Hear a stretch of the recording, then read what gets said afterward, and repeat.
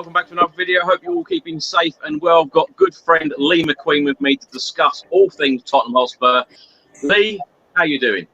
Chris, doing well, mate. Doing really well. The crazy train, as we all know from last one on Spurs, crashed under Jose. But there's some craziness going on right now, isn't there? I don't know whether the trophies are coming, Chris, or the crazy train's coming back. But something's happening to our football club, and it might just be something special. Well, I'm sure we'll get into it. Do you know what, Lee? I absolutely love having you on, because every time you're on, you get so much positive feedback, and you're so positive about the club, and that's what I love about you.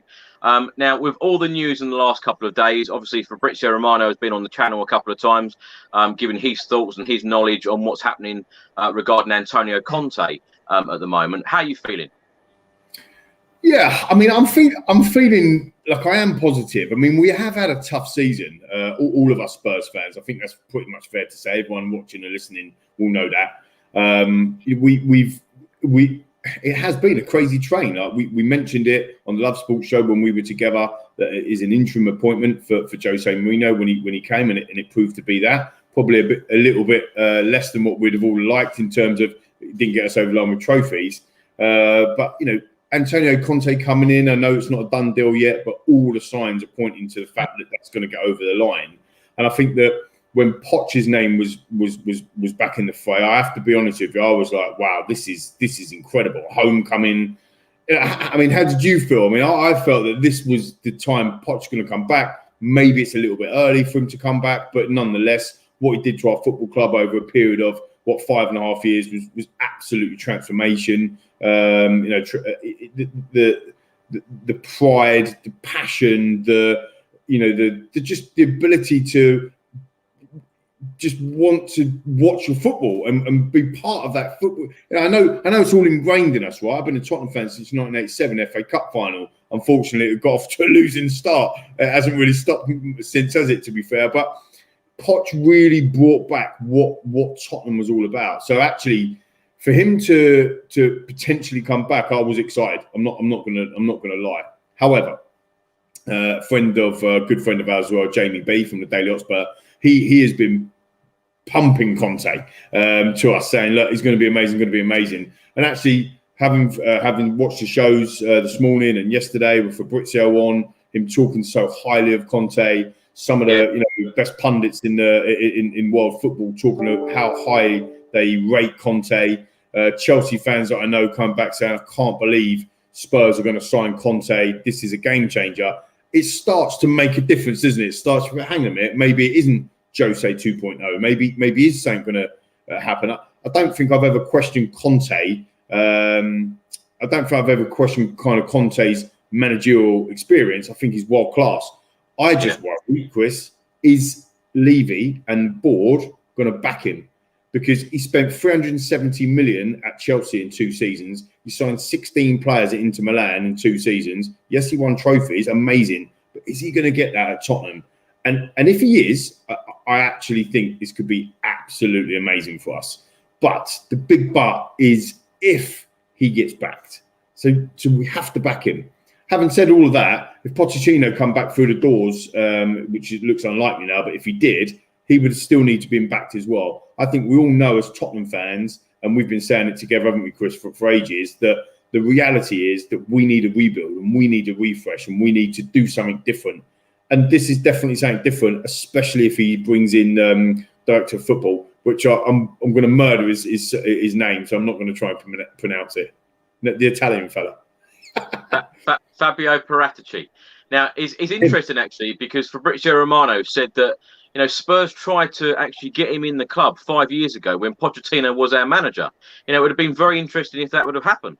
Yeah, for sure. And again, I didn't know much about him at all before kind of these links had happened most recently. So you start looking at his background and look at what he's done and the types of players that he brought in. He's got an amazing record of bringing players into to Juventus, obviously, getting players which probably Daniel Levy will like on the cheap, and then making them into superstars through Antonio Conte. And I think Conte's methods of coaching, some people say it's unfair to say Jose 2.0 because his methods of coaching are completely different. They are modern, they are right at the highest level of world football, whereas maybe Jose's have been in decline. But I think that the comparison to Jose is, he's a very gregarious manager. He's very, very passionate.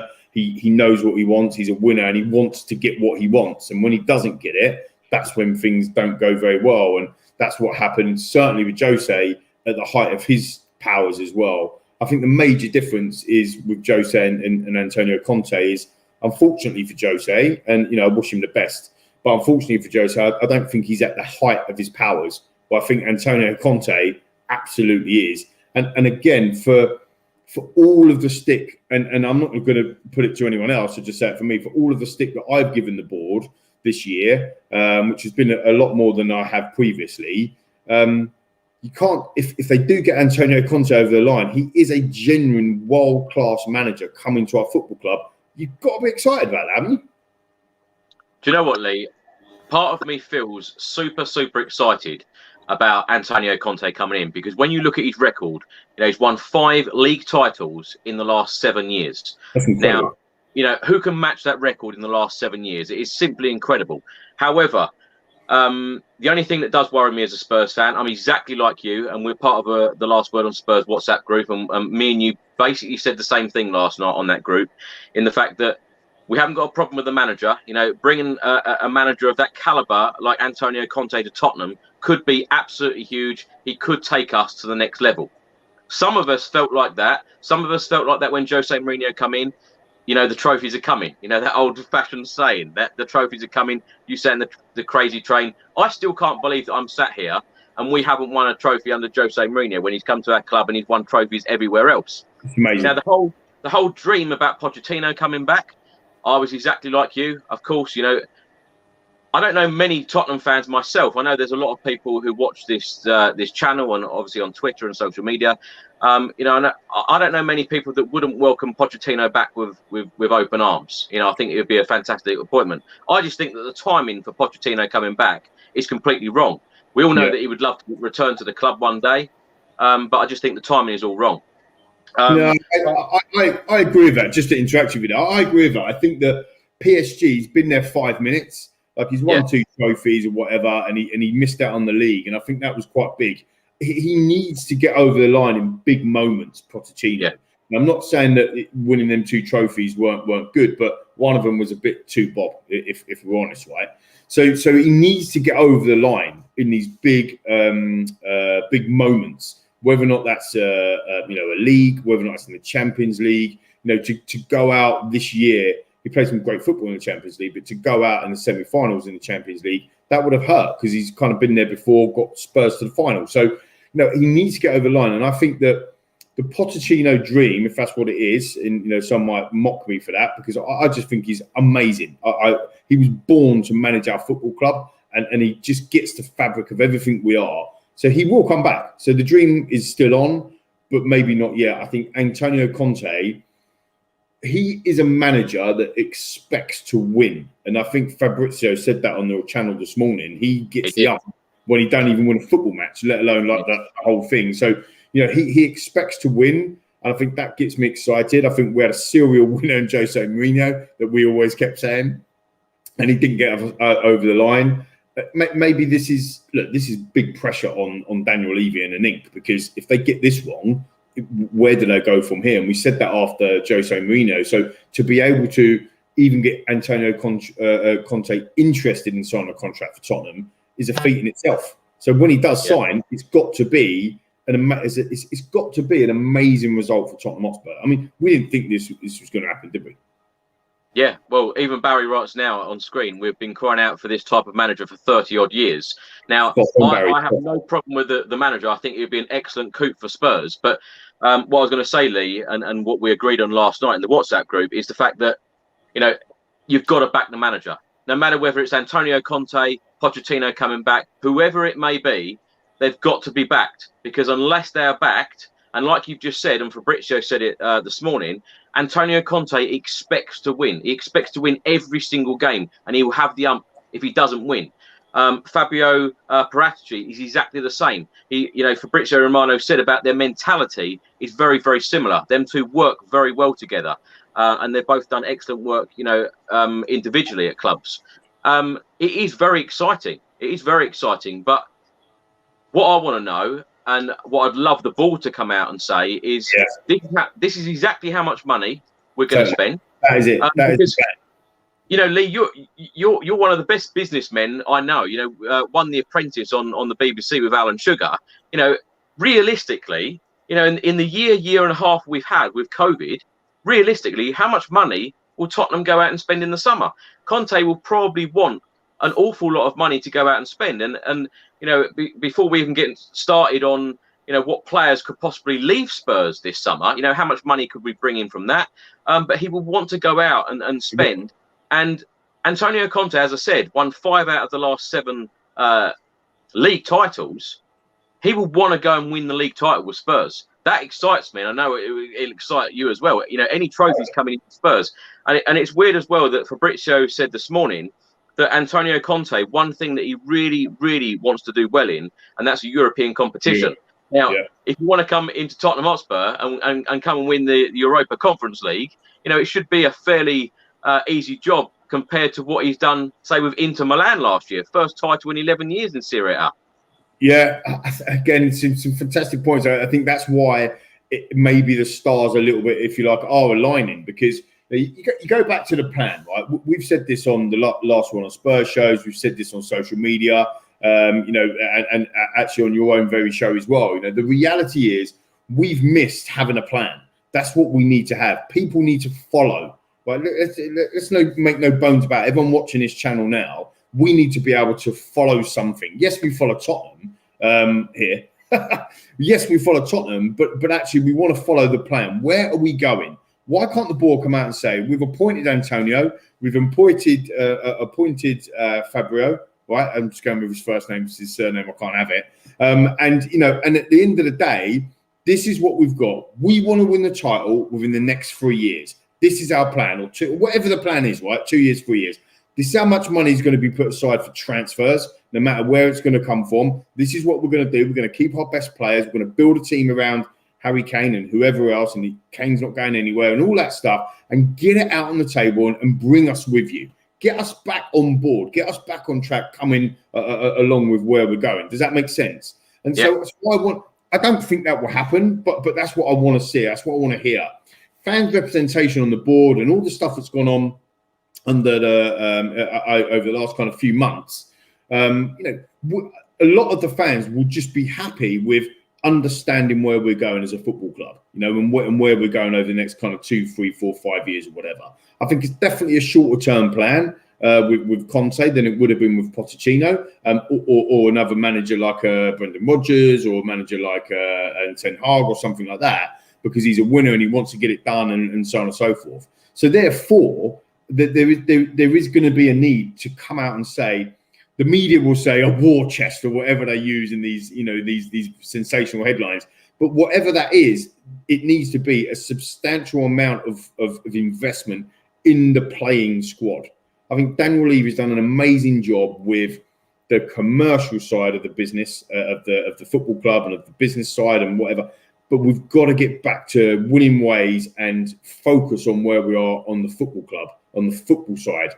So I think the director of football and Antonio Conte coming in and having that plan is key. I think in terms of the amount of players, Chris, that you talk about, this huge amount to actually move on from the football club. And every fan, everyone watching the channel will have their own opinions on certain players, and that's why we love football so much, because it's very much opinionated. But I think there's some clear, obvious ones that we need to move on from the club, and we need to replace them, not with like for like. Well, firstly, we need to replace him, because you can go through the squad and say we never replaced Eriksen, we never replaced Jan Vertonghen, we never replaced Carl Walker even. Do you know what I mean? You can go through Danny Rose when we never really got replaced. You can go through these in there already. But so one, we've got to replace them. But two, they've got to be replaced with quality now. And I think the key thing is with Antonio Conte, and again, I might be wrong here, but what I've read and what I've watched, and Fabrizio earlier as well, he wants to win today. He doesn't want to win in 3 years' time. He won't be at the football club in 3 years' time, right?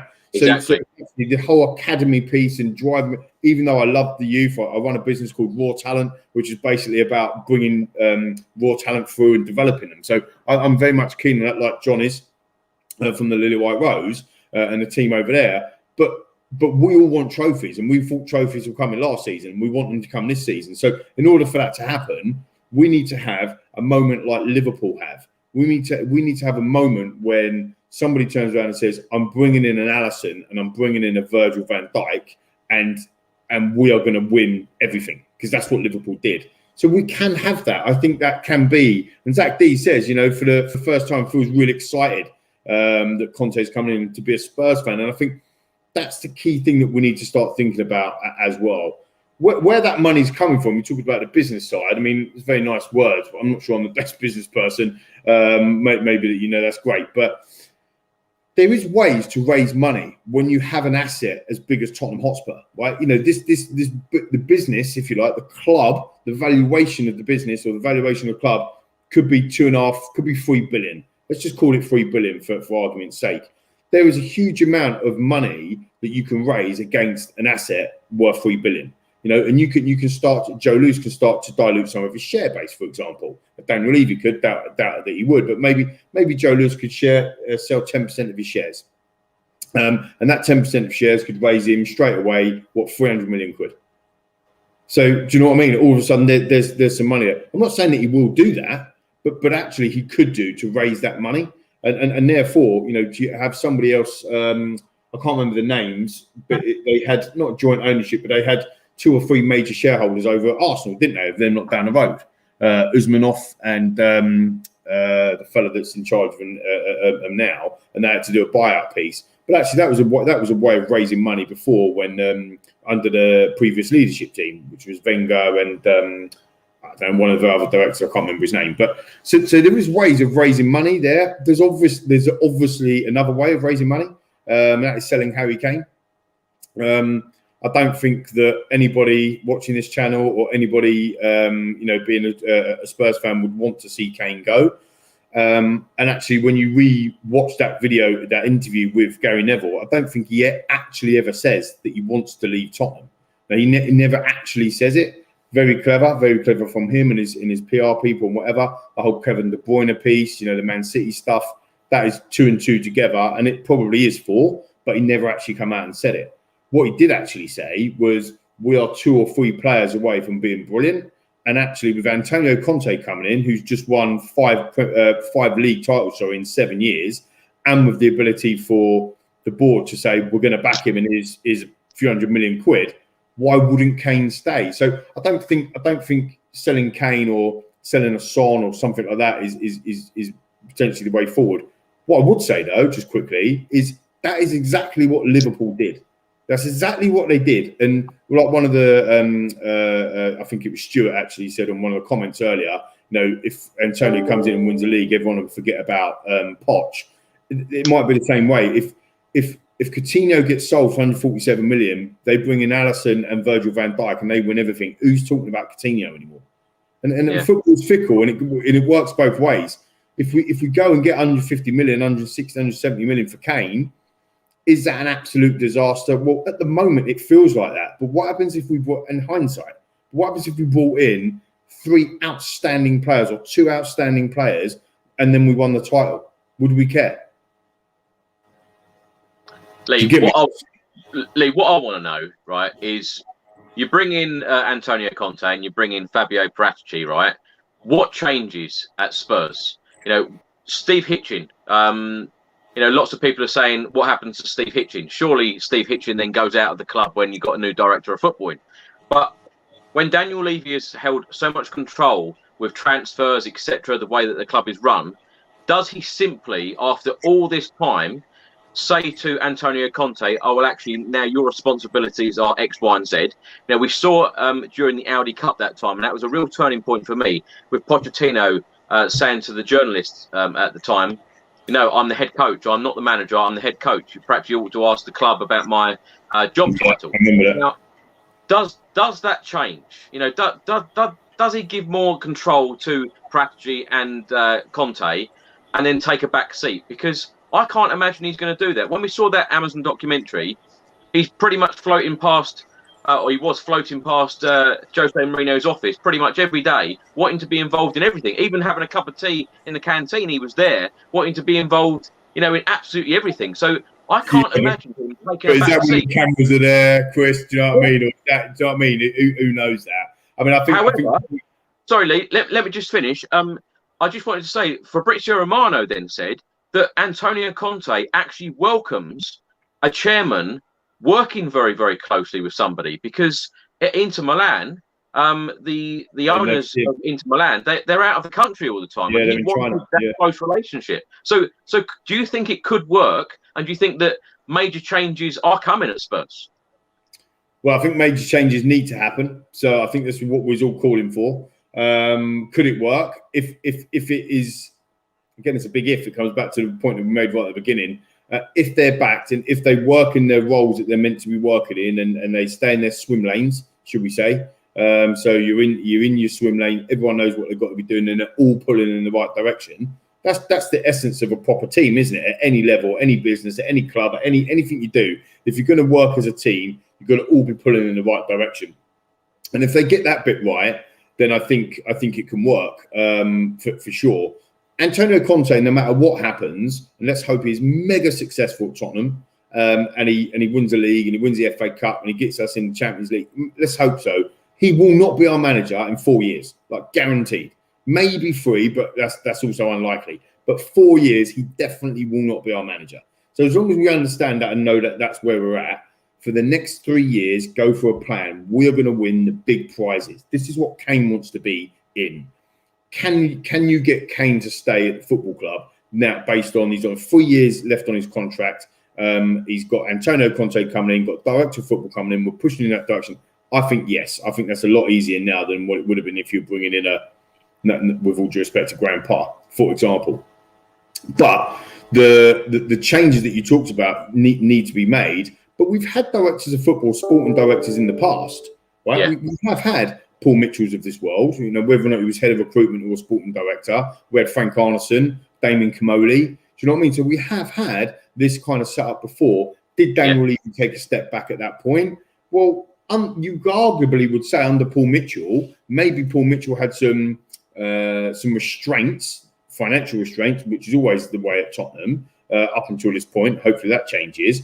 But arguably, the recruitment under Paul Mitchell was very, very good. I mean, you can actually see some of the key players that are still in the squad now that come in under that setup. So I think where you've got a Patricio, I don't know if I'm saying that right at all, but so forgive me, right? But when you've got him worked with him in the past and Antonio Conte, and they worked so well together, I think that's what we need. I think Daniel Levy needs to probably stay, like Fabrizio said, stay in the commercial side and maybe still do the commercial elements of the deals, for the finance of the deals, or even for the players, but let the footballing know-how be left to the people that know how to do the footballing side. Does that make sense? Yeah. Lee. Patricio, I'm getting battered. Luca, I'm sorry, Luca. I knew I would. I actually said it on purpose so I could just get battered. Lee, a lot of newspapers are reporting right now saying that Tottenham are very close to getting this deal done. Now, when I spoke to Fabrizio Romano this morning, he said that these talks are ongoing today and tomorrow. The representatives are talking to one another. They haven't met face to face yet, but they are a stumbling block where Conte wants a certain amount of money and Tottenham are about £2.5–3 million away. Jack Grealish, euros away a year. So surely, you know, if you want, you know, I'm sorry to use that phrase again. I know Jason will absolutely hate me for saying it, but serial winner, because, you know, you got the serial winner in Jose, you give him 15 million quid a year. Antonio Conte is on 13 million euros after tax, was Inter Milan. You know, surely if you want your man, you go and get them. And I know you said at the start of the show, you know, Pochettino, if you want a manager, surely you just go out and go and get them. Totally. It's the same with when we're talking about Brendan Rodgers. And Brendan Rodgers is coming out saying, I'm really happy, I'm 200%, I'm staying. at Leicester City. Well, you're not. If we go in and go, here's 20 million a year, because you're not going to stay. You're going to go, okay, I'm going to go to Tottenham. Look at Carlo Ancelotti. Like, he was like, I'm going to be here for Everton. I'm loving Everton. This is the thing. Real Madrid knock on his door, and he's literally out the door before you even know it. He didn't even grab his coat, mate. He went out in his shorts. So he just ran straight back. So, football will always forever be governed, I'm afraid, by cash, no matter where, but no matter how you dice it up or chop it up or whatever it might be, it's about cash. And this point is, that it comes out in the media that they're haggling over 2 million or 3 million or whatever. These are complex contracts. Let's be honest about it. Daniel Levy, his side of the lawyers, and Antonio Conte and his side of the lawyers, they will want to put certain things in that are in favour of themselves. So, for example, you might want to put a win bonus in there. How many games you win, or how many games you don't lose, or how many cups you win, or how many if you get us into Champions League, if you win the Carabao Cup, or if you win the FA Cup. These will all be little bits, like not little, but they'd be big. There'd be bits that are going in them contracts. So, I think in principle, most of the time, and I'm not close to this, nowhere near as close as the likes of Fabrizio and all the other journalists that you've got on the show, but my logic, or my business logic, says that I think the deal's done, like in principle, like we've got an agreement there, but it's a little bit like, when you go and buy and sell anything, isn't it? Like your house, for example. You might love my house and you might want to buy it, but at the end of the day, if you want me to keep the plug sockets on and I want to take them off, that might be a deal breaker. Right, it might well be. Do you know what I mean? So I might want to start taking my lampshades down, and you might want to keep the lampshades in. Or it might be furnished or unfurnished, or whatever. You can see the point. So I do think that we've got for it to go as big as it's gone, with all the media outlets talking about it, and that, it does feel like it's going to happen in the next couple of days, doesn't it? Well, hopefully, Lee. As I say, it would be a real coup. Now, MS writes here, how does Chris Cowlin feel if we sign Conte and not Pochettino? Now, as I said, I'd love Pochettino to come back, but I would welcome Antonio Conte, certainly. And do you know what? When you have a world-class manager at your club, whoever's going to manage Tottenham Hotspur Football Club, me personally, I will always back them 100%. Even if, do you know what? I don't even think I've ever been unhappy with an appointment. The manager. As a fan, I always back the manager. So if Antonio Conte comes in, sorry, Lee, go on. You wasn't unhappy with Christian Gross? Come on, dude. I mean, it was under my old boss, and even I was unhappy with that, mate. I mean, I'm not having that. Fella turns up on a tube ticket. All of those memories are gone, mate. Apart from him holding up the ticket, the train ticket. Crackers was driving that train that day. Do you know what? Lee? I had Ramon Vega on the other day, and I asked him about that, and even he was laughing about it. And he said that he gave this wonderful story that him being one of the foreign players and one of the first foreign players to play in the Premier League, he come in and Christian Gross was putting all these health plans in place and giving players like him muesli and stuff. And then he said all the English players, they kept coming in with these big fry-ups, and David Ginola at half-time having a cigarette, and very, very funny interview. If you haven't seen it, do check it out on the channel. Amazing. Ramon Vega was absolute class. But Lee, let me ask you this, and please do answer this as honestly as you can. Now, if I said to you, right, excitement level in percentage terms, how excited were you when Pochettino come to the club, Jose Mourinho come to the club, and how excited do you feel now in percentage terms? Yes, it's a really good question. I actually infamously, if you like, went on Talk Sport on Adrian Durham and Darren Goff show when Pochettino was appointed, ranting. I had a bit of a rant on there because I was like, this is unbelievable. This guy's done nothing at Southampton. We need a proper winner. We need a winning mentality. We need to win stuff. This was, after the Sherwood era, and I was banging the drum for Rafa Benitez. And I was absolutely saying he's a proven winner. He's won trophies. We need somebody like this. How wrong was I? Fantastically wrong. And I'm so happy to be wrong.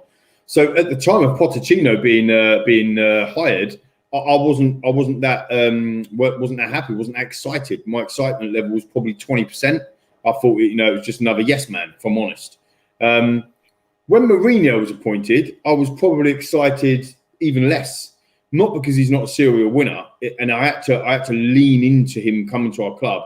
But I generally thought, and I being truthful, if we'd have got relegated, I'd still have Pochettino. I just think the guy is made for our football club. He knows how to go. The moment, and this is how I describe it to everybody watching as well, so I'm not that mad, right? But he had one or two difficult moments at the beginning of his reign at Tottenham Hotspur Football Club. And fair enough, we kept him, we backed him, and everything happened. And then he had one or two difficult moments, 2 or 3 difficult moments after a Champions League final, and we sacked him. And I just think that is utterly wrong. And for us to be chasing him now as a football club, or ultimately talking to him again, just goes to show how wrong that we were. He had built up enough points, enough credits with what he'd done to our football club under 518 days. Chris, you tell me all the time that we didn't sign anyone. Going to Wembley at that transitional period, getting us to finals, 2 title challenges. Although we fell away, to get into Champions League final, he had enough credit in the bank to be able to go. Come on, then we go refresh, we go again, we rebuild. And he told everybody, he told the whole world that's what we needed to do. He told Daniel Levy and everyone that we needed to get different furniture, and yet again we didn't. It didn't happen. So therefore, to get sacked, it was horrendous. So my excitement levels when Jose Mourinho came in was great appointment because he's a serial winner. That's exactly what we need. But it's going to be interim and it's going to be a crazy train. That's when I named it Crazy Train. Exactly what happened. My excitement levels now are pretty high. I'll be honest with you, are pretty high. I think he is a world-class manager at the top of his game, at the top of the science side of the game, as well as everything else, coaching, the ability to get better performances out of players that have been mediocre, for example, is outstanding. The way he demands winners and wants to win so badly that it is just infectious around the whole team and the whole club, I think is outstanding. And I think that if he comes in with a director of football, which I'm not going to say his name again, I think that it could be, like I said, it could be absolutely amazing if we back him. If we turn around and go and do this and go, yeah, we've got Antonio Conte, but we've spent all the budget on his salary. Now we've got no money for players. What is the point? You may as well go and get a manager that is going to work with the youth team, work with the academy, work with the players that we've got to get us better. What I would say, and everything I've just said, and put into context of where we are. Yes, we finished 7th. Yes, we're in the Europa League conference playing, some 3rd tier, 4th tier Turkish team, whatever it might be, and that's quite embarrassing to be fair. But we were 5 points off top 4. We were 2 ridiculous draws in West Ham and Newcastle away from getting in the top 4. It was a ridiculous performance against Aston Villa from getting into the Europa League proper. So we're not that far away when you think about the absolute. I can't swear, sorry, because I'm live on your show, but the absolute hell of a season that we've all had, that we all think we've had. We aren't that far away. We take a couple of different chances. We approach games slightly differently in the first half of the season. We go to Liverpool and get a draw or win that game rather than losing that game. And all of a sudden, it's a different kettle of fish. Liverpool were 5 points behind Tottenham in their horrific run. Or, by the way, they beat us twice during that bad run that they had. Classic Tottenham. But they ended up finishing 3rd in the Premier League. It was there for the taking. We just didn't have it in us to get there. And we've made some ridiculous decisions, even in this season, let alone over the last kind of few seasons. Now it's time to put it right and get in the best person for the job. And at the moment, it looks like it's Conte. Lee, Paul writes on here, and I'll give my opinion in a minute. If he appoints Antonio Conte and it sounds like Jose Mourinho, then what? What do we do next? It's a difficult one, Paul, for me, because it's like what we said before. If Jose can't get you over the line winning a title or winning a trophy, then where do we go from here? Well, we're in that situation, and all of a sudden we're about to appoint Conte, who's a serial winner and at the top of his game. So I'm not quite sure. Only time will tell. I think from a Levy perspective, he owns 30% of the football club, so he's not going to leave. He's not going to sell his 30% if this appointment doesn't work. I think what might be happening, what might be trying to happen, and this might have been happening with the Super League stuff and everything, is that we want to almost sell the football club to an American super billionaire, American billionaire, like Liverpool have done, like Arsenal, and so on and so forth. And therefore, it might well be that and obviously United as well, obviously with the Glazers. So therefore, it might well be that he looks to sell. But as always, Jason says on the shows that we do together, and last one on Spurs, if there isn't a buyer, you can't sell, right? So maybe it's that. What do you think, Chris?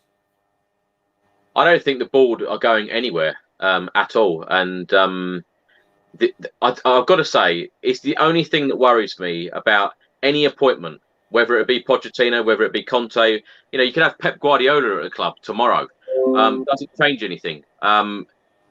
It's all about the control for me. I just think that when someone's had the control for all those years and are very used to doing things in a certain way, it's like you going to work leave for 20 years, every day for 20 years and doing the same thing.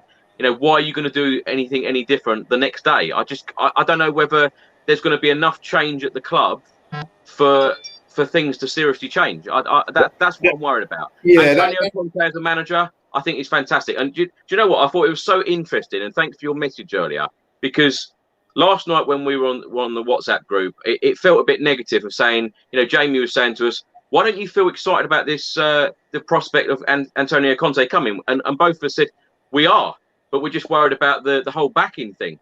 And then when you messaged me this morning and said, just listen to the Fabrizio Romano interview, and now I feel excited because of the way that he was talking about Antonio Conte, the mentality. He wants to win, but he's very much a manager, a very demanding manager, demanding of his players, demanding of the board, very much demanding everything. So someone who's so demanding, and then our chairman being so controlling, if that's the right word, is it going to work? Is it going to work? What I thought was really interesting from this morning on your channel with Fabrizio was when he mentioned, if you bring in the director of football and Antonio Conte, Daniel Levy needs to give him the keys. Give him the keys to the football inside. And if he does that, and this is why it's kind of a big if he does that, I think this could be explode in an amazing way. I think we could actually... Yeah. I think we could actually be amazing. I mean, I listened to an interview earlier on TalkSport with Simon Jordan and Jim White. And I love Simon Jordan. I totally respect what he's in. He's run a football club. He knows the situations inside now. And again, he said the same thing. He said, this could be amazing. Like Antonio Conte is an amazing. It got me more excited. I'm thinking, wow, if he's saying it as well, and so on and so forth. But there's always a but, Chris and Paul and all the viewers. And the but is he going to be backed? Are they going to give him the money? Is 30 million, and then you have to go and sell some players, and then scrabble around in the world of getting Eric Dyers for 4 million from Sporting Lisbon, or bringing in loan players like Vinicius who never gets a chance, or bringing in the wrong Fernandes. It's quite interesting. Like you look at a Bruno Fernandes at Manchester United. Like the season before last, we were the only club in for him. We could have signed the bloke. And again, hindsight's a wonderful thing. We went for Lo Celso, we didn't go for Bruno Fernandes. But look at what Bruno Fernandes has done at Manchester United. Imagine him playing with a Kane and with a Son and with a Bale. I mean, Carlo Ancelotti's come out today and said Bale's got a future back at Real Madrid. Is that some stirring some stuff up? We're going to see Bale in a Tottenham shirt again. Because I personally think that, everybody that listens to the last one on Spurs and follows me on Twitter and whatever will know that I absolutely love Bale, right? You can follow me on Instagram, lee.mcqueen. Follow me on Twitter, @LeeMcQueen, just getting some plugs in. I need to get my followers up, Christopher. I'm so impressed with 39 and a half minutes in, and Lee has only just said that. I can't believe it. So do follow Lee McQueen on Twitter and on Instagram. No, for sure. But in terms of Bale, everyone that follows me already knows that I'm a massive fan. I think he's absolutely amazing, world class. I want to see him next season in a Tottenham shirt with in my South Stand season ticket. I want to be sitting in my South Stand in my ticket, which I've now renewed by the way, because of all this lovely talk they've got me. Levy's got my money again. I want to be watching Bale live. I think he will light it up with a full stadium. So I don't want to see him going either. It's probably unrealistic, though, Lee, now that Ancelotti has taken over at Real Madrid and he's openly said that he wants Gareth Bale back and he thinks he can have a good season there. Now, let's take a question from Roy Price. I think the appointment of Antonio Conte, a new director of football, is hopefully showing a change of direction by Daniel Levy. We've already spoke about that, Roy, and both Lee and I completely agree that the manager needs to be backed. The direction does need to change because this last year has been absolutely awful. Lee, I think you ought to read this one out. Yeah, for sure. Oh, we've lost him. We've lost Lee. Crazy Train is back. Whoop, whoop. Hopefully Lee will come back in a couple of seconds. I don't think I pressed anything wrong. I think he just cut out. But thanks so much for all of your questions. We will try and get Lee back. Here he is. Oh, Chris, I don't know what happened there. I got all excited about reading out J411 as a comment, but and I ended up pressing the wrong button. So yeah, Crazy Train is back. Woo woo, rock and effing roll, he says or she says. So thanks for that. And I think it might well be. I mean, I think it's going to be. Look, there's never a dull moment, is there? When Tottenham, when we're watching Tottenham, certainly over the last kind of couple of seasons or so, traveling around and watching them and stuff like that as well. But Antonio Conte, when you watch some of his games back with Chelsea, and obviously bearing in mind that when he won the title with Chelsea, it was against Spurs. We were properly fighting. The team that scored more goals than any other team in that league that season, ironically, was Tottenham Hotspur, and we didn't win the title, but he scored 85 goals that season. So he played some really good and attractive football. You've got to remember as well, when we first come into that first part of that season, I don't think he won a game, or he went on a bad streak for about 5 or 6 games. Then he changed to 3 at the back, whooped Arsenal 3-0, never looked back, and then they ended up winning the title. I think they went on a 15-game winning streak in the Premier League. I remember because I was in the States and we played them in the January. I think it was in the January. Forgive me if I'm wrong. It's just from memory. And we beat them 2-0. 2 Dele Alli headers, if you remember, pretty much identical headers. And that ruined their 16-game run. It would have been their 16th win on the trot. But it was still to get over the line and win it. And so you think back on that. So we look at Antonio Conte as the enemy, don't we? We look at him as the enemy, like, but actually, if you look at it from the other side, the passion, the drive, the ability to get his players doing what he wants to do, and it's unbelievable. Imagine him wearing a Tottenham suit on the sidelines and doing that for your club, for our club. It's pretty cool. I'm getting a little bit excited. Do you know what I mean? So I do think that that it is going to be a crazy season. I don't know if it's going to be Crazy Train, but I'm sure we'll come up with something different. Do you know what, Lee? I think you've hit the nail on the head there, because Antonio Conte, when you see him, he is constantly up. He is never sitting down. He's constantly up. He's literally kicking every ball on the pitch. He wants to be on the pitch. He wants to be involved. And ultimately, he wants to win. And the mentality, and we've spoke about mentality so often. Me and you on Last Word on Spurs, and lots of Tottenham Hotspur fans talk about the mentality changing at the club.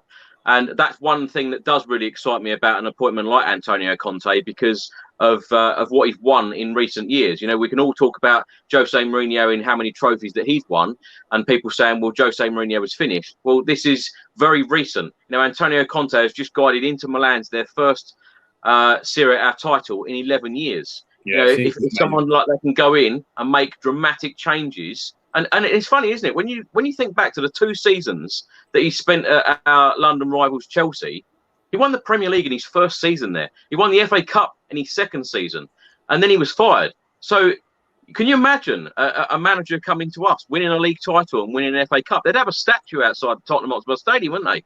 Yeah, and again, I think it's the circumstances that he came into. I mean, Elvis G says this super chat represents what Levy is willing to put into Tottenham's transfer budget. And I think that's really important as well. Is the transfer budget going to be bolstered? Because that needs to be, and we've talked about that, throughout the show so far, haven't we, Chris? But I think what's important is when Antonio Conte has come in to the football clubs, Chelsea. When he came into Chelsea, they were 10th in the Premier League, and then he won the title with them.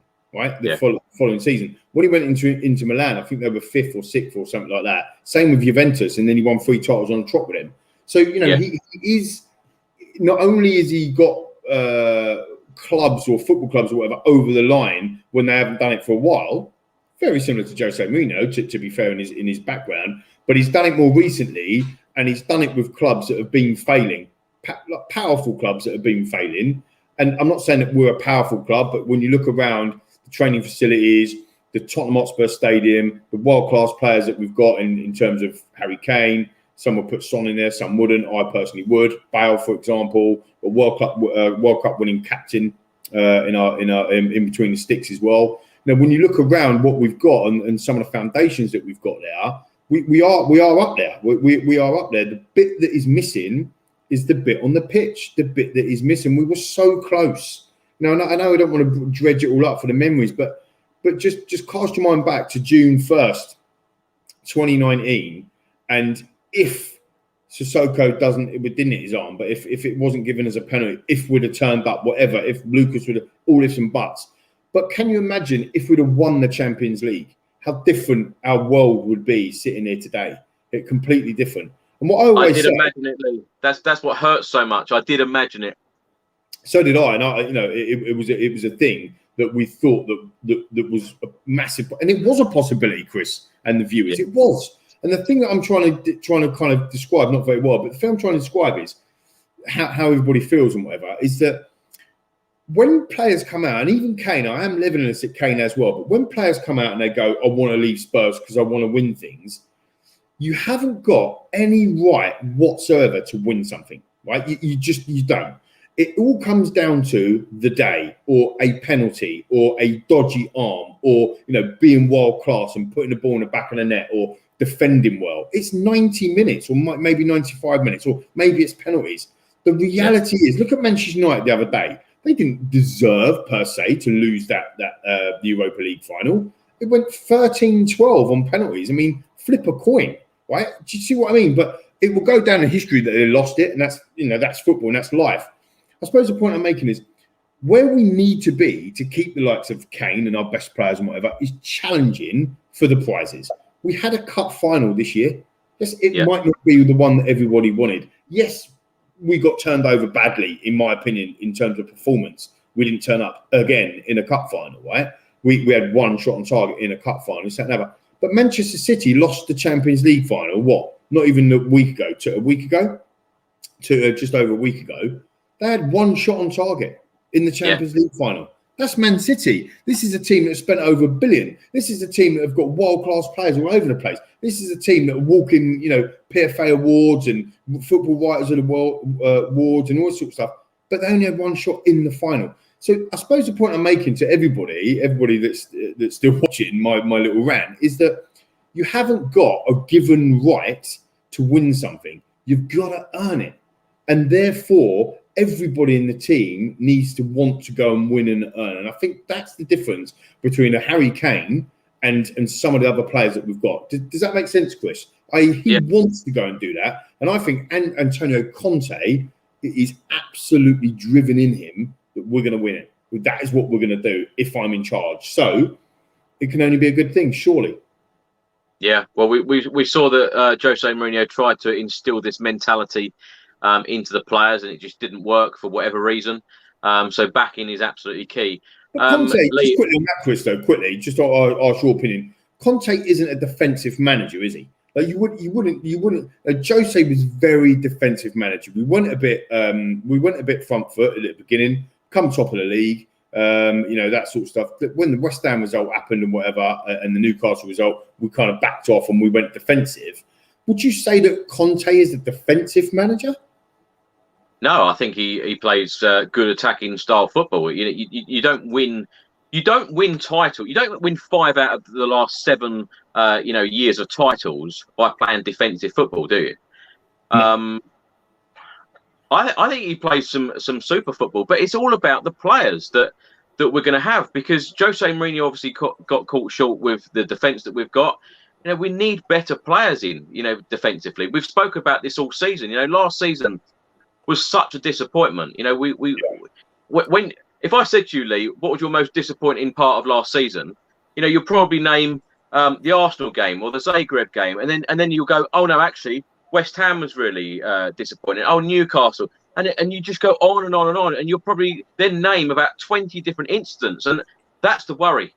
You know, you ask any Premier League fan of any club, what was your most disappointing part of the season? They'll probably name one or two. Us Spurs fans, last year, we could probably name 20, 25 really disappointing parts of the season. You know, lots of disappointments, and that is very, very poor. Lee, Nigel writes here, is Daniel Levy really going to shell out the cash to bring in Antonio Conte and all the staff that he wants as well as much needed director of player personnel?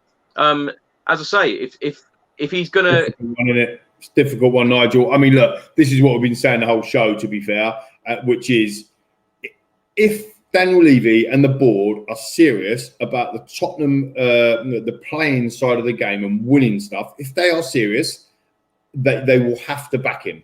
They cannot get Conte to sign a contract, give him reassurances. Look, let's put it this way, Chris, right? You're Antonio Conte. You've just won 5 titles in the last 7 seasons. Your stock is the highest it can ever be right now, and you come to Tottenham. You're not going to sign that contract, are you? If Sam Daniel Levy and I tell him, you go, all right, Chris, come and sign this contract. We're going to sell Kane. We're going to give you 50 million to spend. You're just not going to sign that contract, are you? So therefore, the conversation must be, come and sign this contract, Chris. We're keeping Kane, and we're going to give you 200 million. And then if you sign it on that basis, he's then not going to, he can't go back on his word, surely. I mean, he's Daniel Levy, he can do what he likes, but do you know what I mean? Lee, like, it doesn't make logic to do that. Lee, you're a businessman doing lots of deals, signing lots of contracts all the time, right? Now, why has this appointment taken so long? Because if you say, like, if Daniel Levy is talking to Antonio Conte, the first questions that Antonio Conte is going to say is, well, how are we going to be backed? Are we going to keep Harry Kane? What control will I have? Can we have the director of football in? And what control will he have? When is the next cash injection of players? You know, can I go out and buy players in the January transfer window? You know, the list is absolutely endless. If I was a potential football manager coming into Spurs, my list of requirements would be massive. And then when you get the answers from a chairman like Daniel Levy and go, well, actually, I'm not sure about that one. And well, actually, in the January transfer window, there will be money to spend. And the instant question will be back well, how much? Well, we'll have to decide that nearer the time. You know, I can't see that all of these questions are going to be answered very clearly. And perhaps that's why this is taking so long. I think all of them points you made, I think, is the reasons why it's taken long. But think about it on the positive side rather than the negative side. Maybe what they're doing is they're thrashing them things out now. So they're actually having a conversation to go, right, what does it look like? What does it be like? Before I sign, I want to know what I'm getting myself into and so on and so forth. I think with Jose Mourinho was out of work for a year. He was waiting for something to come back in. I think we had some plans. I think COVID absolutely caned them. Like whatever you say about the board and whatever, you know, COVID has battered businesses. One of my businesses has been absolutely battered by COVID, and I'm sure it has to a lot of viewers as well, and a lot of people around the world. So, you know, football clubs and Spurs are no different to that. But I do think that there was some contracts or some assurances that were there pre-COVID. I think now we haven't got the COVID bit. We know exactly where we are with our finances. We know that the stadium is going to be open again. We know that we've got NFL coming back in. We know that we've got all the concerts and so on and so forth when the country does get back on its feet. So the planning aspect of that commercial side should be a little bit more straightforward. I think from the positive side of things, they've, like I said at the beginning of the show, I think that they've, in principle, they've agreed what they want. Like in terms of, we've agreed, like it fits with Tottenham, it fits with Antonio and his guys that we're going to join. But these are the key bits that we need to sort out before we actually sign. And then we're all on the same page. Once it's signed, this is what we're going to do and this is what we're going to execute. That's the key bit for me. I also don't think, I know us fans like to think it, oh, we want 200 million. And what I don't actually think managers think that way. I think managers think these are the players that I want in. And your job is going to help me to get them in. And I think that's the tricky bit, because it's not necessarily just the transfer fee. I mean, let's talk about the obvious one for me. And I know Fabrizio said in your show this morning that, excuse me, Conte doesn't typically go back to his old clubs. But the obvious one for me is Skriniar, right? We're absolutely crying out for a class centre-back. He's been class. He's just won the title for Inter Milan underneath Conte. We were in for him last year. And Inter need money, right? That's the reason why they left. Ironically, the reason why Conte left is because they were selling 80 million euros worth of players, right? So the reality is that that's why he's left. So I can't see him signing for Tottenham when we're going to then go, oh, by the way, we're selling, all the players that you don't want us to sell. So I don't think that's going to happen. But if we're going after a Skriniar, maybe Conte says, I want a Skriniar. Clear as day, I need Skriniar. And then they're saying, right, okay, we'll go and try and find Skriniar. But if Skriniar wants 250 grand a week, it becomes a problem for Tottenham. So maybe the 40 million, or we might have to pay, or the 36 million that he had was with.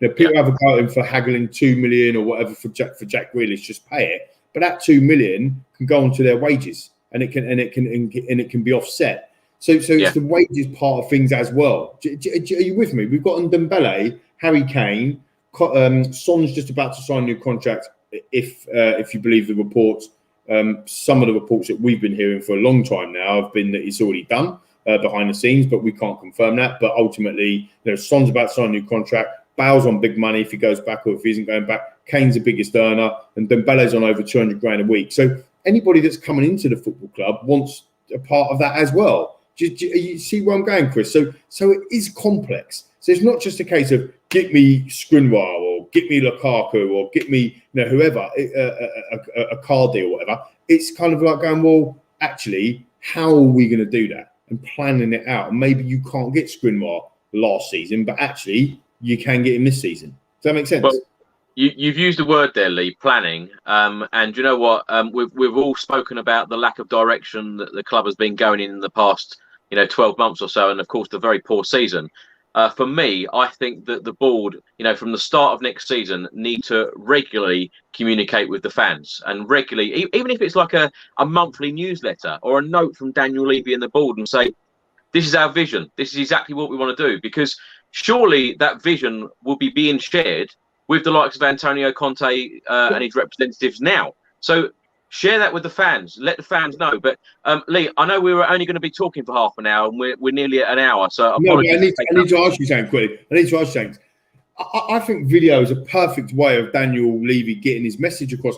Get him on the show, Chris. Get him on the channel. Get Daniel Levy to come every week, give us an update. I think it would be perfect. Blue ticker at the bottom. Ask Daniel some questions. No, I think seriously, and Welsh guy 2014. Thanks very much. You're 100% agreeing with me. I like that. Look, I think it is exciting. I think that there isn't we talked about it so many times, Chris, on air and off air on the various different shows that we do together. Sliding doors moment after Champions League final, not backing. You were absolutely strong. We need to back it.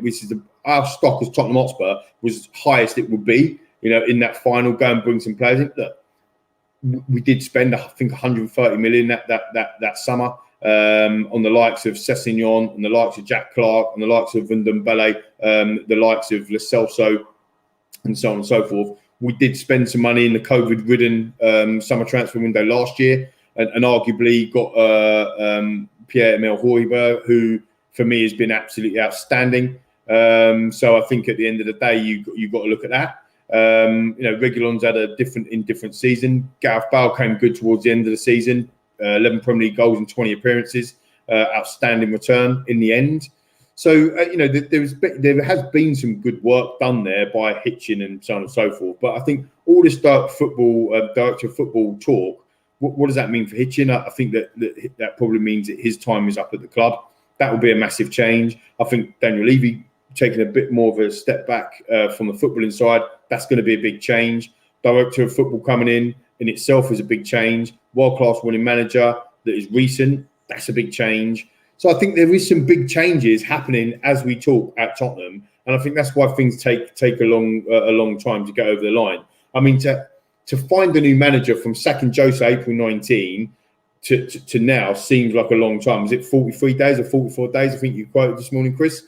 But actually, for the link of Conte to be involved, it's probably been 2 weeks, because loads of stuff happens behind the scenes before we even get to hear about it. So I don't think it's that long to do a multi-million-pound massive rejig and change of the football club. You think about that whole structure changing. And I think it does send a message to us fans, hopefully, that the board have listened. They've realised they've took their foot off the gas, or they've took their eye off the pitch, and they've put it in a state and in stadiums and everything else. And now the message is clear. We are refocusing on the stuff on the pitch, and that can only be a good thing for Tottenham. The worry that I have is getting some of the players out that we need to shift. We definitely need to shift some of the key. I don't want to say dead wood because it's disrespectful, but some of the players that are playing in this football club do not have the appetite to play for Tottenham Hotspur Football Club. And for me, that is utterly wrong. I don't care who your name is. I don't care who your name is. If you don't want to play for this fantastic football club, you shouldn't be playing for us. And that goes for Kane. If Kane's made his mind up, he does not want to play for Tottenham Hotspur Football Club. He doesn't want to do it. This whole give us another year, see where we go, never works out. Didn't work out of Bale. Didn't work out of Modric. Didn't work out with Carrick. Didn't work out with Berbatov. It just doesn't work out. So just get it done and move on. But again, Steve Hamilton, Aure, Sissoko, Lamela, Dyer. I mean, the list goes on and on and on. You can talk about Ben Davies. You can talk about Sanchez. You can talk about Dyer that you've just mentioned there. You talk about Vinicius has got to go from somewhere.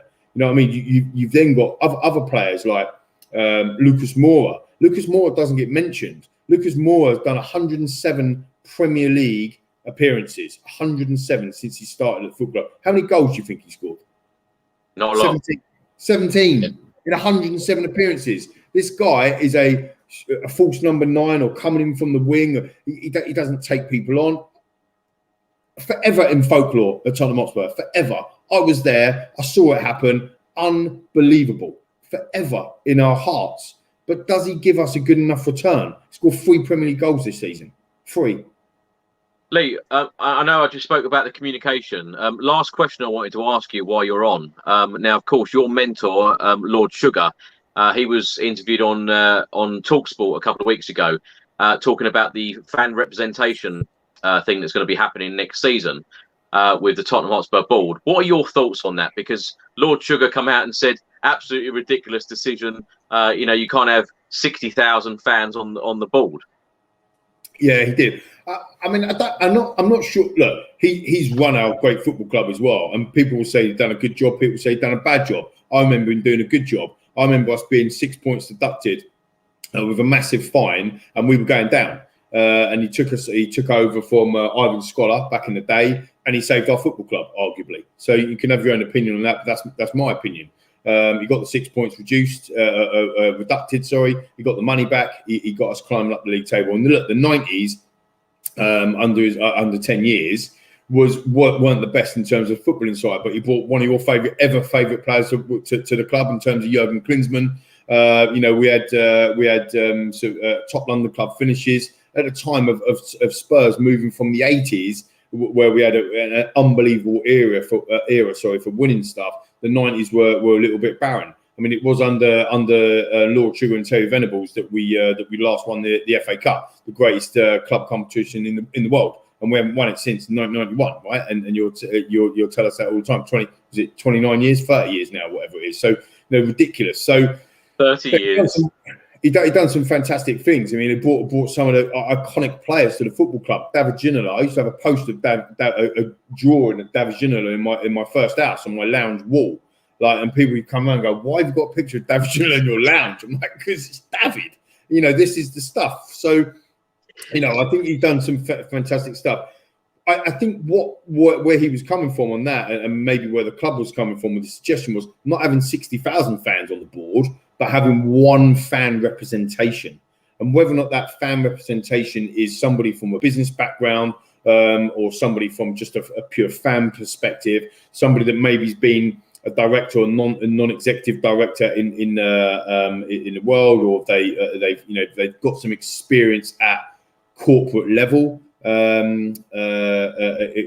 director or executive. I don't know. I'm not saying that needs to be a necessity. It needs to be somebody who, from a social side of the club, somebody from the trust. Personally, I might be a little bit biased, but somebody from the trust who do an amazing job for us fans. Maybe that, representation from them on the board. But I think that it's a one-person representation rather than 60,000 fans having a say or voting. You can imagine that. We could do a Twitter poll. Right, Mr. Levy, what should we do today? Like, do a Twitter poll, and then whatever votes is, then he has to do it. I don't think it's that scenario. So I don't think it's actually a bad idea. I think that what that suggestion is trying to do is bring the club back down to its roots, back down to earth. Let's be honest. When we're talking about European Super Leagues, Chris, what is that all about? Well, we at the time we're talking about European Super Leagues. Bring us back down to earth, ground Tottenham Hotspur. Our average finishing position in the Premier League, viewers, breaking news, since 1992 is 5th. That is our average position. So when we all bang on that we should be 2nd or we should be 3rd or this is not good enough and we are rubbish, just put that into perspective. Over nearly 30 years competing in the Premier League, our average position is 5th. So anything above that, we're doing really well, and that's where we want to be. We want to aspire to be. I think that's the difference now with the likes of some of our fan base, probably you and I included, Chris, to be honest, because we've had the disappointing season, or compared to the likes of maybe Leicester City fans, for example, who are appreciative of where they are and how they've grown and where they've come from. Whereas we don't seem like we're that appreciative. We forget very quickly that we had 3 cup finals, 2 cup semi-finals, 2 Charter challenges in the last 5-6 seasons. That's yes, we didn't win anything, and everybody batters us with the same thing, and that's what we want to get off our backs, the whole no trophy bit. But we have been competing. We didn't finish above Arsenal for 20 seasons. 20 seasons. We've now finished above them for the last 5 on the trot. Yeah. I know it's not a trophy. I know it isn't. And I know it's not anything, but whatever. It's just Arsenal. And I'm not saying that our ambition needs to be small. I'm not an ambitious individual. I'll tell you now, I'm very ambitious and I'm very driven. But you've got to put it into perspective. That's the 5th season on the trot that we finished above that lot down the road. So, you've got to put stuff into perspective. Do you not agree, Chris? Yeah, absolutely. Do you know what I said on I think it was TalkSport a couple of weeks ago, saying that, whatever manager Tottenham need or want, go out there and show real intent. And for me, as a fan, particularly after all the disappointments of Pochettino going, Jose coming in, no trophies for 13 plus years now, and of course you just mentioned the FA Cup 30 plus years. It's ridiculous stats. We need to go out this summer and show real intent. And Nigel writes a comment here. We need to get Conte to get rid of some of the deadwood, bring in some big names, first transfer window, and then prove we mean business. Exactly what I was just going to say. Yeah. No, I totally agree with you. Totally agree. Go out there, get the director of football in, get the appointment of Antonio Conte, and then I think that some of us fans, including myself, will then feel excited. Go out there and sign a world-class player or 2, bring them in, and just show the rest of the Premier League, show the fans that we mean business and that we are going to be challenging for big prizes. Because, of course, Harry Kane has mentioned that so many times. Lee, I know we've been going now for almost an hour and 10. Just feel free to answer that, and then we'll sign off. Look, I was going to say I totally agree with that, Chris. I totally agree with that, Nigel. I think when you go through the deadwood, and deadwood sounds a bit harsh, but you've got the likes of Eric Dyer, Davinson Sanchez, Lamela, Serge Aurier, Ben Davies, for example. You've got the likes of Cameron Carter-Vickers. I think he might have left now, but he's still at the football club. Rose up until this June was still at the football club. You've got Frank Foyth that's out on loan, still at the football club. That is 8 players, just off the top of my head, 8 players that we need to shift. I don't think you're going to shift a period of that people in one window. But how many times have we been saying that we want to shift these players on? Look, Antonio Conte might love Eric Dyer. He might get a tune out of Eric Dyer. I'm not convinced, but he might. I think the difficulty that we've got is shifting them players. When it's portrayed in the media and everything else that we have to shift players before we can buy players in, it's not just necessarily a transfer fees. We can all play Football Manager. What did we get for that lot I've just rolled off? Not 90 million, 95 million? I don't know. Just, whatever it might be. Great, that sounds fantastic. Well, put that in the pot, and then all you've got to do is put another 100 million in. There's your 200 million war chest. It doesn't work like that, does it? Because they're on contracts, and you've got to pay their contracts off, and they've got to move out, and they've got to move in. So, Helen's giving me a drinking game here, Helen. Here you go, look, have a shot. I was going to say, Lee, touch your cap if Conte's coming. Yeah, that's it. Touch your glasses, have a drink. Brilliant. But yeah, no. So I just think that there is a big rebuilding job that we've all known that we've got to do, but we've got to stop making excuses and just basically get the players that we don't want in the squad out of the squad now. No, Sissoko, Winks. I mean, I've just touched him again. Sorry, Helen. I think the Helen's going to be wild drunk, mate, if she's playing that drinking game. Don't worry about that. I think Winks and Sissoko and these players that are they played in the Champions League final for us. They are our central midfield, and it's only 2 seasons ago. Literally 2 years ago, 2 days ago, 2 years ago they were playing. Do you get what I mean? And that's how far maybe Antonio Conte can get Winks back up to the levels that we thought we could be. Maybe Sissoko needs to move on, but the reality is that we've got to be a bit patient as well. I don't think there's there's nothing wrong with expecting 2 or 3 signings in the window that are going to improve our first team squad. And under Antonio Conte, and I agree with Nigel and agree with what you just said. Get them in early, get the pre-season doing, and show that we mean business. But don't faff about for the whole of the window. Is Kane going? Is he staying? Is he going? Is he staying? How many times have you heard that? I'm bored of it, Spurs fans already. I'm totally bored of it. I've had it with Modric. We've had it with Berbatov.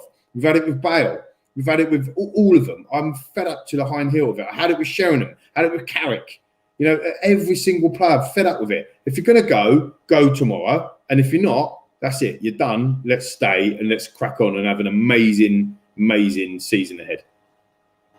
Joe Lee, I absolutely love your passion about Tottenham. I really do. And it's funny because whenever we go to have a short chat, we've been talking now for an hour and 12. And yeah, sorry. It's never a 2-minute conversation with me and you, is it? No. And to be honest, anyone who's watching this that knows me from a working perspective, the way I run the businesses and whatever, they all say I talk too much. So, that is what it is. But the good news about it being on this channel is that this is what the whole channel's about, right? It's having a chat and talking. So we're made for this stuff. Well, we've had nearly 8,500 views on this video so far, Lee. So plug away. Right, well, look. I know that I don't have my own channels and all that sort of stuff, but I'm very my Twitter account is very much focused around Tottenham, so I'm always posting Tottenham content. I'm a regular on Last Word on Spurs, the beautiful and brilliant Ricky Sachs' podcast that we're all massive contributors on now, but I'm pretty much on there every week. So you can find me on there or find me at Lee McQueen at Twitter.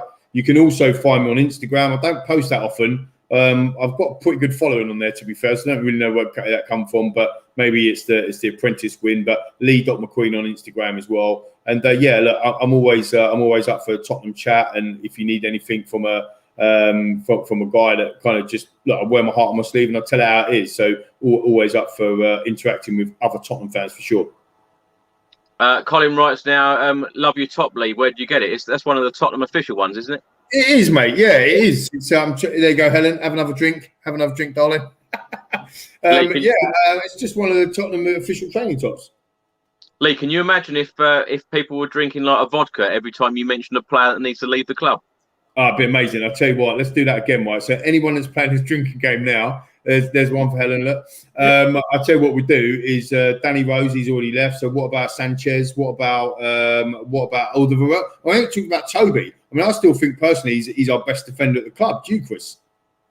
Yeah, I do. 100%. Is he going to survive?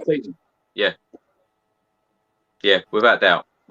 It's but we need to invest, and certainly in the defensive options, because like you said, Pierre-Emile Højbjerg has had a great season. Without him, I think we would have conceded a lot more goals. But then also, like you said earlier on the show, we're only a few points of finishing either in 5th place, a Europa League place, or even in top 4 to be in Champions League. But of course, we got Europa Conference. So you look at some of the players coming in. You look at some of the players coming in, Chris, just quickly on that. I know you probably want to get me off the channel now, but you look at some of the players coming in or potentially coming in. Who do you have in like the right back berth, the central midfield berth alongside of Højbjerg? Do you bring Skip back in? He's had a wonderful season at Norwich. A lot of Spurs fans want to see him back in a Tottenham shirt playing alongside Højbjerg. And I'm probably one of them. But actually, you look at John from the Lily White Rose. He talks about maybe giving him another season at Norwich to bed in. You look at somebody like Basuma over at Brighton, absolutely outstanding season, brilliant player. He's got top 6 side, if you like, top 4 side written all over him. Did we go for a player like that to come in and bring alongside of Højbjerg as well? Maybe because I think you could probably see him at Man City taking over from a Fernandinho. Stephen Galloway to go and watch Corey. Mate, Stephen, you can put it on the planner. Don't worry about that. This is live. Corey's recorded. Don't worry about that. and you look at the right backs as well. Like I mentioned, Brighton player Basuma in the central midfield. I fancy, that Tariq Lamptey. I think he could be perfect for Tottenham Hotspur Football Club. But actually, is he going to be perfect under Antonio Conte? If he's going to be playing 3 at the back, we ain't got 3 centre backs that can at the club at the moment that can deal with Premier League football, let alone playing 3 at the back every week. So we're going to have to seriously invest not only in 1, maybe even 2 centre backs. Chris, what are you thinking?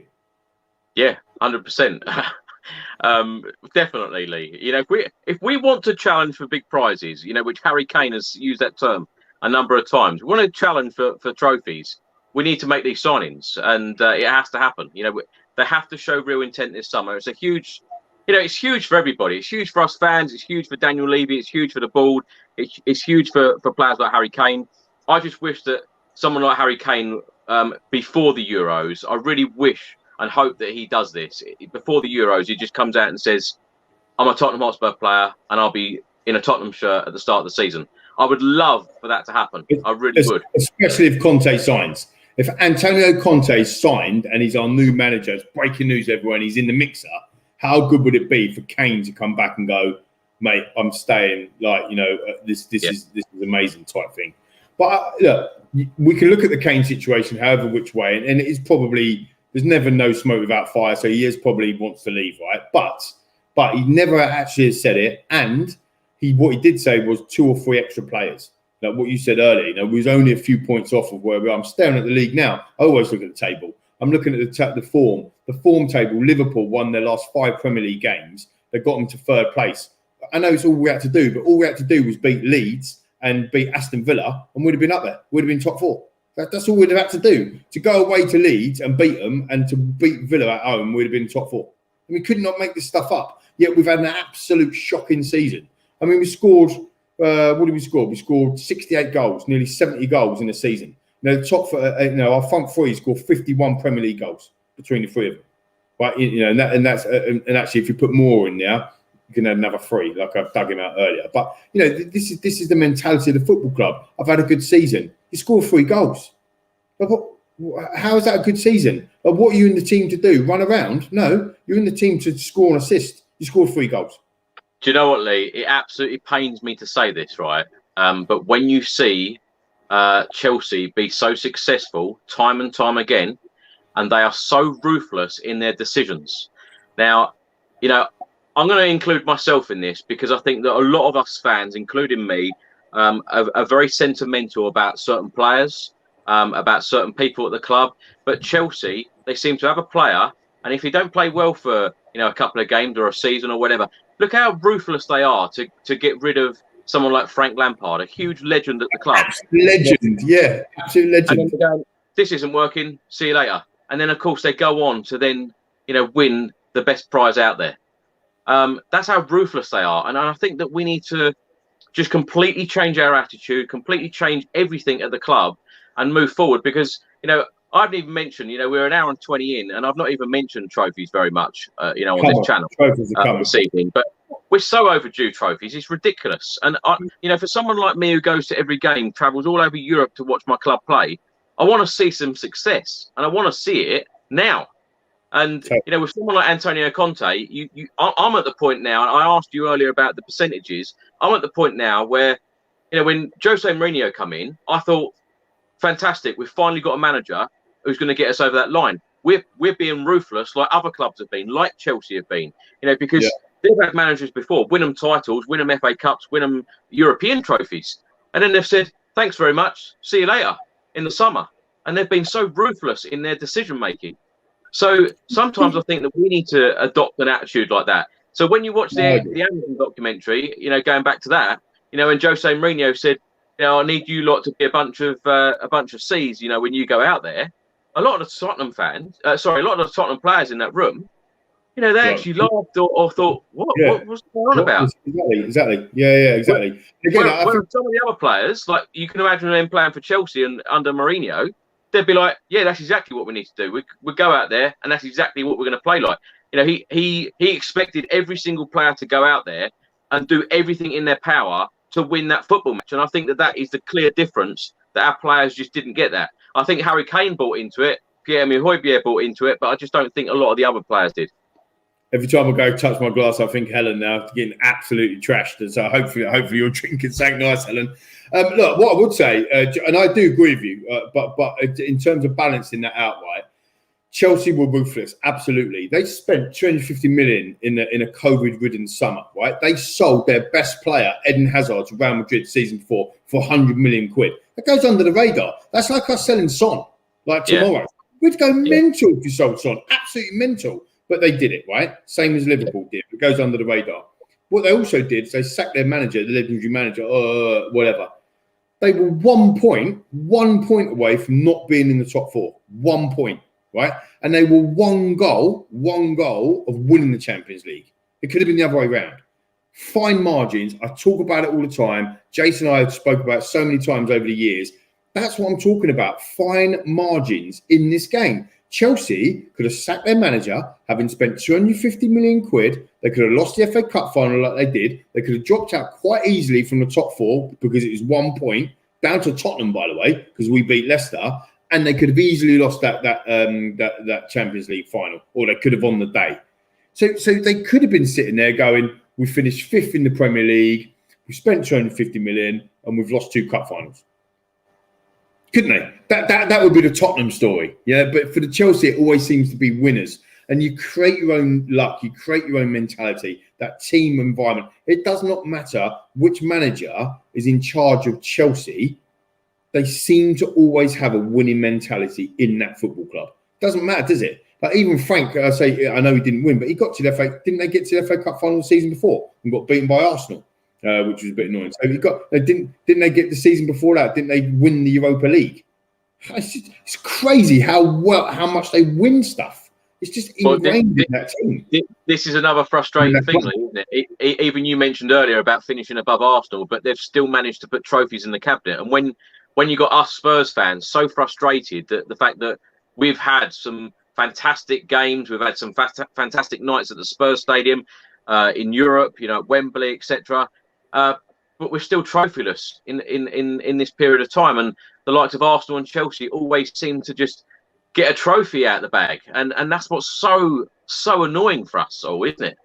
How many years on the trot did Manchester United win the Premier League? How many times did they win the Premier League under Sir Alex? Right, hundreds, right? Loads, right? Well, hundreds, of course, but loads, right? Almost every season they were there. How many times have they won the Premier League since Ferguson left? Yeah, I know. Yeah, this is Manchester United. This is the most powerful English club in the world. Liverpool fans might argue that, but that's where it's at. Probably a top 3 powerhouse of world football. They have not won their home domestic league. So they have not won their domestic league since 2013. That is 8 years without winning the league. That is, in their mind. How many years did they go between the 60s and the 90s, before the Premier League era? So at the end of the 60s, between the 90s, how many years did they go without winning the top flight? It was like 29 years. How many years did Chelsea go without winning the top flight? 50 years before Jose came. 50. I know we're 60, right? Or 61 now. But the point I'm making is there is no God-given right to go and win the league. You've got to have the foundations. You've got to have the everybody pulling in the right direction, the right people, the right time. And timing is also everything as well. You know, at the end of the day, you've got to get that whole balance right. It's hard. It is difficult. It is not just Levy not wanting to do this, or, you know, Kane wanting to leave, or, you know, Lucas not scoring the goals. It's all of them things at the same time. Are you with me, Chris? Viewers, Yeah. you're with me. I know a lot of people have gone watch Corrie by now. But the point I'm making is that, you know, when you look at these things, the patterns of play over the periods of time, we are 5th on average in the Premier League. And what we've got to do is improve on that. We're below standards this year in the Premier League for that average, but we've got to get above that. Under Pochettino, we was way above that, finishing 2nd, finishing 3rd, finishing 2nd, getting in the top 3, top 4, all them seasons, you know, getting into the big prizes. We just need to make that little jump to make sure that we're competitive in the big prizes. You can't go 24 points behind. And here's the irony, and I will stop talking, I promise. 24 points behind the leaders, Manchester City. We finished the league this year. Do you know how many points we dropped from winning positions this season? Have a guess. You couldn't make it up. 24 points. So when we took a lead in the game, instead of us sitting back and trying to defend with the defence that we've got, if we'd have actually just held out and won them football matches that we took the lead in, you couldn't make it up. We'd be top of the league. Yeah. So it feels miles away. Don't be stupidly. You're talking absolute rubbish. You're miles away from the league. We are. But actually, we wasn't that far away in a game-by-game basis. Go 1-0 up, win the game, there's another 3 points. And that sounds simple, but it's true, isn't it? Yeah, I know. It's frustratingly. It really is. DDMK 1985 writes, this could be a weekly podcast, Lee. You could call it the final sentence on Tottenham. I'm not sure my family life would allow me to do another podcast or whatever. I do enough as it is already. But look, more than happy if people are going to watch it and listen to it, Chris. Then why not? Could well be. You know what, Lee? I've said this to you many times, and you know, please believe me that I have so much positive feedback when you're on. People absolutely love your thoughts. So you know, it's Lee always McQueen, right. just start following me then. If you're positive about it, start from at Lee McQueen, Lee.McQueen on Insta. Get them follows up. I've got a blue tick on Twitter, which I'm privileged to have, but I want 20,000 followers. So there you go. I'm being really crass now, but come on, push my followers up. That'd be great. Yeah, if you have got your phone handy, just go over to Twitter and follow Lee, please. Nigel writes on screen now, Lee. Spurs didn't have a team last year. They had guys wearing the same shirt. Next year, make Pierre-Emile Højbjerg captain or Kane build a team. I've said that many times on the Spurs podcast about Pierre-Emile Højbjerg. I would love to see him as Tottenham Hotspur captain. I'm sure you have that same thought, don't you? Yeah, well, I mean, again, Nigel's made 3 or 4 brilliant points tonight. And again, I agree with that one as well, that we wasn't playing as a team. There's people in this squad that wanted to leave 2 seasons ago. Serge Aurier, I'm not picking on him. I'm just saying he's quite open about it. He wants to leave. His cycle's come to an end. He doesn't want to be here. Thank you, DDMK985. At least got 1 follow there. Look, and I think there's a lot of people in that squad that didn't want to be there, but didn't feel like being there, didn't fancy it. Do you know what I mean? Like, I'm not quite sure where we're going. When the Royal Rovers, the Tottenham Hotspur Football Club, the main man comes out and says, don't really know where we're going, I think it's time for me to move on, that's when you know there's problems. Yeah, exactly. You got another follower early. I know, brilliant stuff. Well, look, I mean, you know, it's been a fantastic show. You know, I think from my perspective, it's been nice, Chris, not to have a football match to talk about. Last word on Spurs has been very tough this year for all of the lads. So I have to say that, you know, it's been hard work because every time it's rinse and repeat. So actually talking about something positive, talking about a new era at the club with a Conte coming in, the director of football coming in, it does feel more positive. You know, if Poch was ever going to happen this time around, I would have been in tears. Again, thank you, Herman, as well. I've got another follower. Happy days. But if we have to wait another 4 or 5 years, then so be it. If Conte comes in and changes the fabric of our football club to winning, I don't think anyone's going to be complaining at all. And please make that happen. Exactly. I've just looked, Lee. A number of people have been putting in the comments in the stream that the deal has been done and it's been confirmed. It hasn't been confirmed by Tottenham Hotspur Football Club yet. Really? Just looked online as well, and a report has been published by the Guardian about 40 minutes ago saying that Tottenham are closing in. I spoke to Fabrizio Romano this morning on the channel, so do check that out if you haven't watched it. He said that he would expect that the representatives of Tottenham and Antonio Conte will be meeting today and tomorrow to try and get this deal over the line. So watch this space. But as Lee and I have discussed on this evening's video, it could be very, very exciting for Spurs. It's just all in the backing. And, you know, hopefully, a final question for you, Lee. Are the trophies coming? They've got to be. They've got to be coming. I will leave you with this, right? Every success is always, or every failure is followed by success. And what I mean by that is you have to go through the hard yards. You have to go through the pain before it gets better. And we have gone through some pain. We have gone through some huge disappointments. And you've got to keep believing that the trophies are coming and it's going around the corner. Like I've said all the time, that another little tagline, it's the hope that kills you, but it's the hope that kills you. And hopefully Conte will be the winner that we need. Lee, just to close the show, you've got to reenact this Delhi brace of headers again. Mate, with this Barnet, Phil, you having a laugh? Couple of dodgy headers from Delhi Alley. I mean, they were brilliant headers, weren't they? Peach. Oh, I'm hired as well. There you go. You're hired. That's it, mate. I got the finger, but it was never the you're fired finger. You get me? I'll tell you, there's lots of followers coming in, Lee. So your followers should have gone up by now. There's lots of people. Generally, everybody, I really appreciate it. It's absolutely fantastic. Thanks ever so much, everyone. And like I say, look, tweet me. I tend to message and be pretty active on Twitter and stuff. So I always message people back and whatever, unless you start battering me on Twitter, of course. Lee.McQueen on Instagram if you want to make some happy stuff. There you go, Lee. You said that there's no football matches, but we've just done a 90-minute show. So there you go. There's the football match, and there's all these followers coming in. So fantastic. Can't thank you enough, Lee. Thank you so much for your input tonight. It's been an absolute pleasure, as always, to talk to you. Chris. Thanks so much for everyone tuning in. We've had nearly 10,000 viewers so far on this video. So absolute madness. Just me and Lee talking, giving our thoughts on Tottenham Hotspur. So, could have been in the pub. Could have been in the pub. Yeah, exactly. Please subscribe to the channel if you don't already, and please do go over to Lee's Instagram and Twitter. He'd be very grateful to hear from you. And Scott writes here, haven't even mentioned the panels. There you go, panels.